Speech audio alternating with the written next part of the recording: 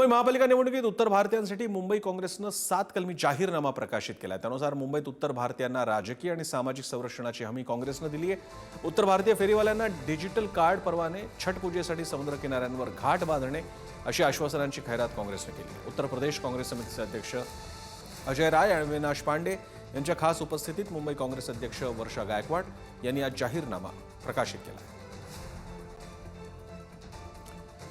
या अहवालात काय पाहूया? जाहीरनाम्यात मुंबईत फेरीवाल्यांना डिजिटल कार्ड परवाने देण्यात येतील। छठ पूजेसाठी समुद्र किनाऱ्यांवर घाट बांधणार, कपडे बदलण्यासाठी खोल्या बांधणार, छठ पूजेसाठी रेल्वे स्थानकांबाहेर वेटिंग रूम उभारणार, 10 ते 50 रुपयात उत्तर भारतीयांना जेवणाची आणि झोपण्याची सोय, मुंबई उत्तर भारतीय प्रवासी भवन उभारणार, ऑटो टॅक्सी चालकांसाठी विश्रांती केंद्र उभारणार, तबल्यांसाठी परवाना प्रक्रिया पारदर्शक करणार।